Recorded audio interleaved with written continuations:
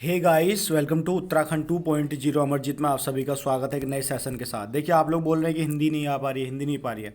तो अब मैं हिंदी के पीछे पढ़ चुका हूँ तरीके से, और उसमें जो होगा पहला आपका वर्णमाला का होगा। वर्णमाला से जितने चाहे क्वेश्चन आए, ये चाहे जितनी आपकी किताब हो, 5 10 सब किताबों का यहाँ पे निचोड़ आ जाएगा। ठीक है, चाहे उसका ऑब्जेक्टिव हो या उसके वन लाइनर हो। ठीक है, तो देखिए शुरू करते हैं। और देखिए सबसे पहले क्या कहता है यहाँ पे, सबसे पहले क्या कहता है यहाँ पे वर्णमाला। ठीक है, तो सबसे पहले क्या कहता है यहाँ पे वर्णमाला। तो वर्णमाला को ही हम लोग देखने वाले हैं। ठीक है, यहाँ पे ऊपर हेडिंग भी लिखी हुई है कि हिंदी वर्णमाला व ब्राह्म चिन्ह। ठीक है, तो चलिए देखिए शुरू करते हैं। और तालिका के अकॉर्डिंग ही हम इस चीज़ को समझेंगे। किसके अकॉर्डिंग समझेंगे हम लोग इसे?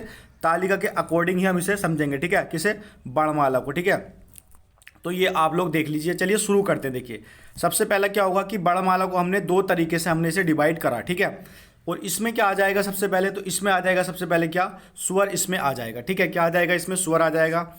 और स्वर भी हमारे ये हो जाएंगे यहाँ पे कितने? दो प्रकार के। ठीक है, जिसमें पहले कौन सा हो जाएगा हमारा यहाँ पे? जिसमें हमारा पहला हो जाएगा यहाँ पे हर्ष स्वर, और दूसरा हो जाएगा क्या? दीर्घ स्वर। ठीक है, तो हर्ष स्वर में देखिए क्या आएगा? छोटा आएगा, छोटी ई आएगी, छोटा हुआ आएगा, और क्या आ जाएगा यहाँ पे? ऋषि। और कुल मिला के कितने हो जाएंगे यहाँ पे ये? तो कुल मिला के कितने हो जाएंगे यहाँ पे ये? चार यहाँ पे हर्ष स्वर यहाँ पे हो जाएंगे। ठीक है, चलिए बढ़ते हैं हम आगे। इसके अलावा आप समझिए किसे? दीर्घ स्वर को। ठीक है, किसे समझेंगे आप लोग? अब इसे दीर्घ स्वर को आप लोग समझेंगे। ठीक है, तो दीर्घ स्वर में देखिए, दीर्घ का मतलब बड़ा, हर्ष से बड़ा हो गया। ठीक है, तो बड़ा आ, बड़ी ई, ऊ, बड़ा ए और छोटा ए। ठीक है, ओ और ओ। ठीक है, तो ये कितने हो गए? 7 हो गए, और 7 4 कितने हो गए यहाँ पे? ये 11 यहाँ पे ये हो गए। ठीक है, तो इतना आप लोग समझ गए। अब देखिए व्यंजन को, जहाँ से क्वेश्चन बनता बनता अनिवार्य रूप से। ठीक है, अब यहाँ से क्या क्वेश्चन बनता बनता कहाँ से? व्यंजन से। ठीक है, तो व्यंजन को समझिए। ठीक है, अब देखिए हम व्यंजन को किस तरीके से हम डिवाइड करने वाले हैं। ठीक है, तो व्यंजन को किस तरीके से हम डिवाइड करने वाले हैं, ये आप लोगों के लिए समझने वाली बात होगी। ठीक है, सबसे पहले देखिए इसमें क्या होगा? स्पर्श व्यंजन। ठीक है, तो स्पर्श व्यंजन में देखिए कै वर्ग से पै वर्ग तक। ठीक है, तो कै वर्ग से पै वर्ग तक कितने हो गए यहाँ पे?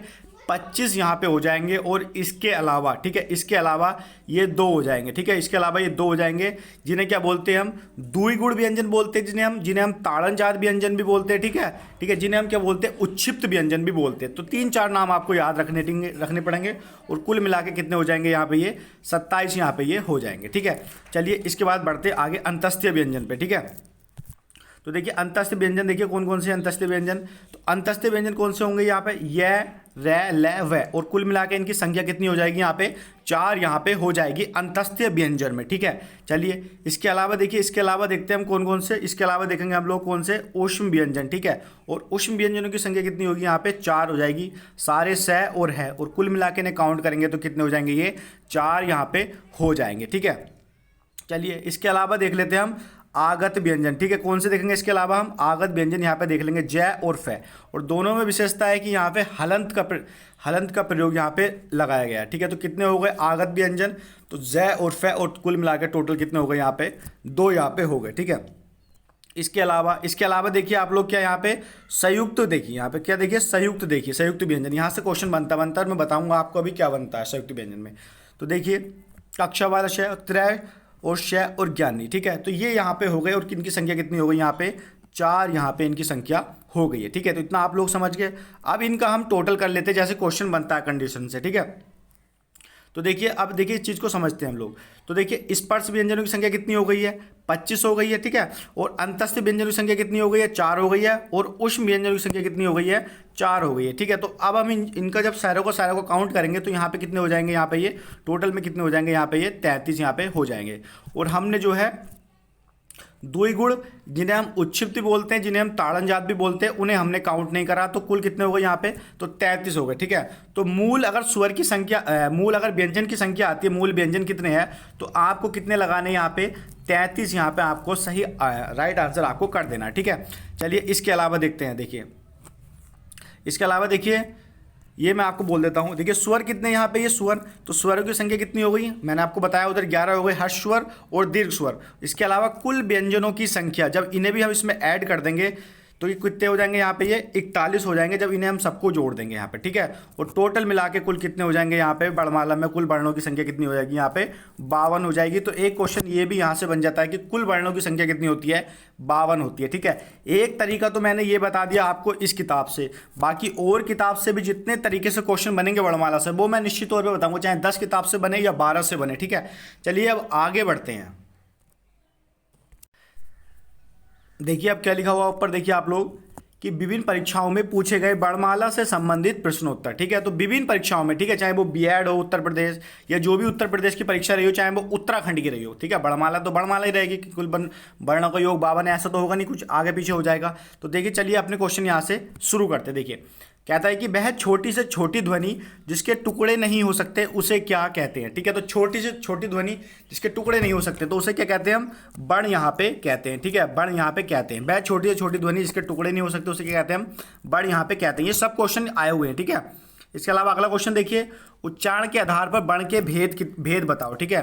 तो जब उच्चारण करेंगे तो उच्चारण के आधार पर वर्ण के भेद कितने हो जाएंगे यहाँ पे, तो यहाँ पे हो जाएंगे 2, ठीक है। कितने हो जाएंगे यहाँ पे, 2 यहाँ पे हो जाएंगे। चलिए आगे बढ़िए। इसके अलावा देखिए कहता है कि जिन वर्णों के उच्चारण में दूसरे वर्णों की सहायता की आवश्यकता नहीं होती है उन्हें क्या कहते हैं, ठीक है। तो मान लीजिए हम किसी चीज़ का उच्चारण कर रहे हैं तो हमें क्या होता है कि दूसरों की आवश्यकता नहीं होती है किसी चीज़ की, तो उन्हें क्या बोलते हैं, हम स्वर बोलते हैं, ठीक है। क्या बोलते हैं उन्हें हम, तो उन्हें हम क्या बोलते हैं, स्वर बोलते हैं। अब इस चीज़ का उदाहरण समझिए आप लोग। जैसे मान लीजिए ए है, तो ए को बोलने में हमें किसी की सहायता लेने की कोई भी जरूरत नहीं है, ठीक है। तो सिंपल सा मतलब स्वतंत्र है बोलने में, ठीक है। लेकिन जैसे मान लीजिए व्यंजन में से हम बोलते हैं तो क्या बोलते हैं, ठीक है, क्या। तो क्या में देखिए जब आप बोलेंगे क्या है तो क्या, तो उसमें ए का भी उसमें क्या हो रहा है कि आवाज़ आ रही है, तो उसको क्या नाम है, बोलने में सहायता लेनी पड़ती है व्यंजनों में, जबकि स्वर में यहाँ पे बोलने के लिए किसी की आवश्यकता नहीं होती है, ठीक है। चलिए इसके अलावा आगे देखिए, आगे कहता है कि दीर्घ स्वरों की संख्या बताइए, ठीक है। तो दीर्घ स्वरों की संख्या मैंने अभी आपको बताया तो कितनी होती है यहाँ पे, 7 यहाँ पे होती है, ठीक है, दीर्घ स्वरों की संख्या। चलिए इसके अलावा देखिए क्या कहता है कि किसी स्वर के उच्चारण में लगने वाले समय को क्या कहते हैं। जब मान लीजिए हम किस स्वर का उच्चारण करते हैं, मतलब बोल रहे हैं, ठीक है, तो उसमें लगने वाले समय को यहाँ पे क्या कहते हैं, ठीक है। तो इसका राइट आंसर क्या होगा यहाँ पे, मात्रा उसे हम लोग कहते हैं। आप लोग इसे भली बात ही समझते रहना, क्योंकि उसके बाद क्या होगा, लगभग 300 से 400 क्वेश्चन में ऑब्जेक्टिव कराऊंगा, ठीक है, किसके, वर्णमाला के ही, ठीक है। तो आप लोग भली बात इस चीज़ को समझते रहना। और मैं एक चीज़ और बोलना चाहता हूँ बीच में कि चैनल पर नए हैं तो चैनल को आप लोग सब्सक्राइब कर लीजिए। चलिए इसके अलावा देखिए अगला क्वेश्चन देखिए क्या कहता है कि टै वर्ग से संबंधित व्यंजन बताइए। तो टै वर्ग से तो बहुत है, लेकिन यहाँ पे क्या होगा, ड़े यहाँ पे हो जाएगा, ठीक है। चलिए इसके अलावा आगे देखिए, आगे कहता है कि हिंदी वर्णमाला में स्वरों की कुल संख्या कितनी है, ठीक है। तो कुल संख्या कितनी हो जाएगी यहाँ पे, 11 यहाँ पे हो जाएगी, ठीक है। कई कई क्या होगा कि 13 भी मिलेगी, लेकिन वो जो होती है वो अयोगवा होते हैं, ठीक है, ना तो उनके स्वर में काउंट होती है ना ही उनकी व्यंजन में काउंटिंग यहाँ पे होती है, वो बताऊंगा मैं आपको आगे। चलिए अगला क्वेश्चन देखिए क्या कहता है कि भाषा की सबसे छोटी इकाई कौन सी है, ठीक है। तो भाषा की सबसे छोटी इकाई कौन सी है यहाँ पे, तो इसका राइट आंसर क्या हो जाएगा यहाँ पे, वर्ण हो जाएगा। और वर्ण को क्या बोलते हैं हम लोग, ध्वनि। यहाँ पे वर्ण को ही हम लोग क्या बोलते हैं, वर्ण को ही ध्वनि हम बोलते हैं, ठीक है। क्या बोलते हैं, वर्ण को ही हम ध्वनि बोलते हैं, ठीक है। चलिए आगे बढ़िए। आगे देखिए क्या कहता है कि कंठीय ध्वनि कौन कौन सी है। देखिए बहुत सारी है कंठीय ध्वनि, जो थी पूरा का पूरा 5 वर्ग हो जाएगा, लेकिन यहाँ पे हम बात कर रहे हैं, ठीक है, जो दिया हुआ है यहाँ पे। तो कै और ख यहाँ पे क्या होगा, कंठीय ध्वनि यहाँ पे हो जाएंगे, ठीक है। चलिए बढ़ते आगे क्वेश्चन की ओर। देखिए अगला क्वेश्चन देखिए क्या कहता है, अगला क्वेश्चन देखिए क्या कहता है कि मूर्धन्य व्यंजन कौन कौन से। तो मूर्धन्य के टर्धन्य पूरा का पूरा जो होगा ना, टर्धन्य वाले वो सभी हो जाएंगे, लेकिन हम यहाँ पे यही बात करेंगे, ठीक है, डै और डै की, ठीक है, तो ये हो जाएंगे। चलिए इसके बाद देखिए अल्पप्राण व्यंजन। तो अल्पप्राण व्यंजन भी बताऊंगा मैं आपको पूरा का पूरा एक सारणी के अकॉर्डिंग, ठीक है। तो यहाँ पे अल्पप्राण व्यंजन देखेंगे तो कै और गै, ठीक है। अल्पप्राण जो होता है वो पहला और तीसरा होता है, ठीक है, अल्पप्राण पहला, तीसरा और 5 बार, ठीक है।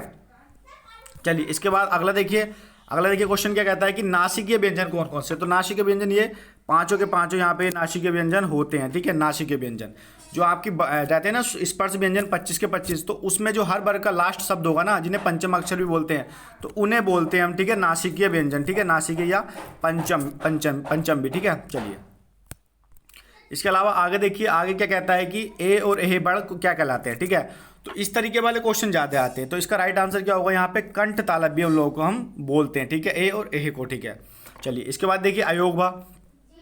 तो अयोगवा की काउंटिंग ना तो स्वर में होती है और ना ही व्यंजन में होती है, तो ये होगा, ठीक है, 2 हमारे अयोगवा। ये वाले एक मिनट देख लेते हैं इसे। तो ये हमारे हो गए, ठीक है, दोनों के दोनों। चलिए इसके बाद आगे देखिए, अगला क्वेश्चन देखिए क्या कहता है कि किस शब्द में द्वित व्यंजन है, ठीक है। तो द्वित का भी मतलब क्या होगा, देखिए एक तो इसमें एक जैसे शब्द हो गया, आधा लय हो गया और पूरा लय हो गया, ठीक है। तो इसी तरीके से द्वित व्यंजन बोलते हैं, ठीक है।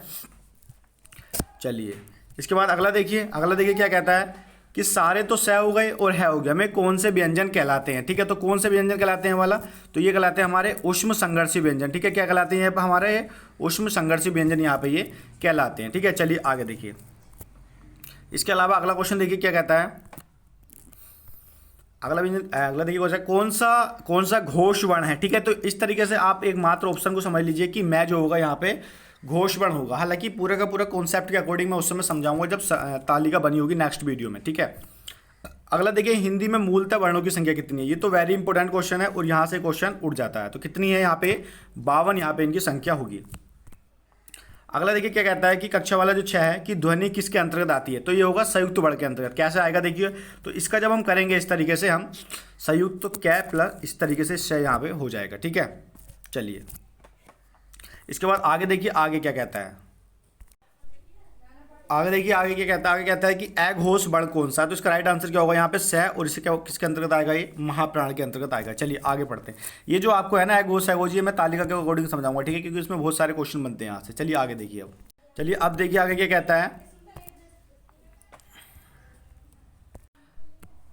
आगे देखिए क्या कहता है कि घ का उच्चारण स्थान कौन सा है, ठीक है। तो घ का जो उच्चारण स्थान करेंगे ना, कहाँ से होगा, ये हमारा कंठ्य से होगा। कहाँ से होगा ये वाला घ का उच्चारण स्थान, तो ये कहाँ से हो जाएगा, हमारा कंठ्य से हो जाएगा, ठीक है।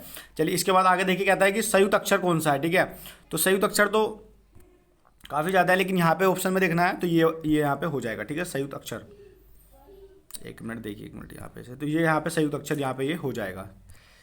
चलिए मैं इसे दूसरे से लेता हूँ, ठीक है। ये यहाँ पे हो जाएगा, ज्ञान वाला गया। इसके बाद देखिए आगे देखिए, ज्ञानी वर्ण किन वर्णों के सहयोग से बना है। तो जय हलंत यहाँ पे लगाना वो है, ठीक है। तो इसके सहयोग से यहाँ पे ये बना है, ठीक है। चलिए आगे देखिए, आगे क्या कहता है कि हिंदी शब्दकोश में कक्षा वाला 6 का क्रम किस वर्ण के बाद आता है, ठीक है। तो इसका राइट आंसर क्या होगा यहाँ पे, तो इसके बाद यहाँ पे ये आता है, ठीक है। किसके बाद, क्या के बाद आता है। और ये क्वेश्चन 2018 के बीपीडीओ में पूछा गया था, ठीक है। चलिए इसके बाद आगे देखिए क्या कहता है कि हिंदी की सहध्वनि है, ठीक है। तो हिंदी की सहध्वनि कौन सी है, तो तालव्य और अघोष महाप्राण, ठीक है। हिंदी की सहध्वनि है तो अघोष महाप्राण के अंतर्गत इसे आप लोग रखेंगे और तालव्य में ये काउंट होती है, ठीक है। चलिए आगे देखिए, आगे क्या कहता है कि ये 6 किस वर्ण के योग से बना है, ठीक है। तो कै और यहाँ पे हलंत आपको अनिवार्य रूप से लगाना, क्या और यहाँ पे ये स यहाँ पे हो जाएगा, ठीक है। चलिए इसके बाद आगे देखिए, आगे क्या कहता है कि यह रे लैव है किस प्रकार के व्यंजन है, ठीक है। तो यह रे लैव है किस प्रकार के व्यंजन है, तो इसका राइट आंसर क्या होगा यहाँ पे, अंतस्थिय व्यंजन यहाँ पे ये हो जाएंगे। अब एक शब्द का इसमें प्रयोग बड़ा ज़्यादा हो रहा है कि अल्पप्राण महाप्राण, तो उसे समझिए आप लोग कि महाप्राण बड़ का अर्थ क्या है। तो महाप्राण जो अर्थ, महा का मतलब बहुत ज़्यादा हो गया, तो जिसके उच्चारण में सांस लेने में समय अधिक लगे उसे क्या कहते हैं, महाप्राण बड़ यहाँ पे कहते हैं। महा मतलब बहुत ज़्यादा, ठीक है। तो इसका राइट आंसर क्या हो जाएगा कि जिसके उच्चारण में सांस लेने में अधिक समय लगे। चलिए आगे देखिए, आगे क्या कहता है कि हिंदी में मूलतः वर्णों की संख्या कितनी है। तो इसका राइट आंसर क्या होगा यहाँ पे, 52 यहाँ पे हो जाएगा। चलिए इसके बाद आगे बढ़ते हैं। आगे देखिए क्या कहता है कि जिनके उच्चारण के ऊपर दांतों पर जीभ लगने से होता हो, जिनका उच्चारण ऊपर के दांतों पर जीभ लगने से होता हो उसे क्या कहते हैं, ठीक है। तो दंत मतलब दांतों का ही होगा, नहीं होगा यहाँ पे। तो इसका राइट आंसर क्या होगा यहाँ पे, दंत यहाँ पे हो जाएगा। चलिए इसके बाद आगे देखिए, आगे क्या कहता है कि ऊष्म व्यंजन कौन से है। तो मैंने आपको बता दिया ऊष्म व्यंजन कौन से, तो सारे के सारे तो स हैं और यहाँ पे ये है हो जाएगा। चलिए इसके बाद आगे देखिए क्या कहता है कि स ध्वनि का उच्चारण स्थान, तो मैंने आपको बताया कि तालु या तालव्य से होता है स ध्वनि का उच्चारण, ठीक है। इसके बाद ये कहता है कि डै का उच्चारण स्थान कौन सा है। तो मैंने बताया था ये पंचम अक्षर में काउंट होता है और किससे होगा, इसका ये नासिके से यहाँ पे होगा। चलिए आगे देखिए, आगे क्या कहता है कि अयोगवा कहा जाता है, ठीक है। तो अयोगवा किसे कहा जाता है, तो अयोगवा किसे कहा जाएगा यहाँ पे, तो अयोगवा किसे कहा जाता है कि अनुस्वार एवं विसर्ग को अयोगवा कहा जाता है, ठीक है। ना तो वो स्वर में काउंट होते हैं और ना ही व्यंजन में, और जरूरत पड़ने पर दोनों में ही काउंट हो जाते हैं, उसमें भी और उसमें भी। चलिए आगे देखिए क्या कहता है कि अर्धस्वर। देखिए यह रे लय वे दे रखा है, लेकिन अर्धस्वर जो होंगे ना वो आपके यह और बै होंगे, ठीक है। तो यह और बै को आप लोग माने, ठीक है, यह और बै, ठीक है, ये अर्धस्वर में काउंट होते हैं यहाँ पे, ठीक है। चलिए आगे देखिए, आगे क्या कहता है कि टै वर्ग में किस प्रकार के व्यंजन है टै वर्ग। तो ठीक है, मूर्धन्य का आप लोगों को सिंपल से याद रखना कि मूर्धन्य का आप लोग टर्धन्य कर देना और वो उसमें के उसमें पूरे काउंट में हो जाएंगे। तो टै वर्ग किस में आएगा, यहाँ पे ये मूर्धन्य में ये आ जाएगा। चलिए देखिए दोबारा रिपीट हो गया क्वेश्चन। तो ये क्वेश्चन तो ज़्यादा बनता है कि अयोग भाग कहा जाता है, तो किसे कहा जाता है, विसर्ग एवं अनुस्वार को यहाँ पे ये कहा जाता है, ठीक है। चलिए आगे देखिए, आगे क्या क्या कहता है कि ये देखिए फिर आ गया, छह वर्ण किसके योग से बना है, तो कै हलंत और शय के योग से यहाँ पे ये बना है, ठीक है। अब देखिए क्या कहता है अगला क्वेश्चन कि दंतीय वर्ण, दंतीय वर्ण कौन सा है, तो इसका होगा क्या, यहाँ पे तय हो जाएगा। दंतीय में और भी आते हैं, लेकिन हाँ यहाँ पे हमें देखना है, ठीक है। चलिए आगे देखिए क्या कहता है कि हिंदी शब्दकोश में ए और है, ए जो है वो ए वर्ड से पहले आता है, ठीक है, क्योंकि ए पे ही तो लगाते हैं हम यहाँ पे ये, ठीक है। तो ये यहाँ पे हो जाएगा। चलिए बाकी मिलते हैं आप सभी से नेक्स्ट वीडियो में। अपना रिस्पॉन्स जरूर देना, किसी क्वेश्चन में त्रुटि है तो आप लोग बताएं। कमेंट सेशन के दरवाजे आप लोगों के लिए हमेशा खुले हैं। और अब बताना क्या आपको लगा रिस्पॉन्स। बाकी चैनल को सब्सक्राइब कर लेना, इतना ही मैं बोलूँगा, ठीक है। चलिए मिलते हैं नेक्स्ट वीडियो में, जब तक के लिए धन्यवाद।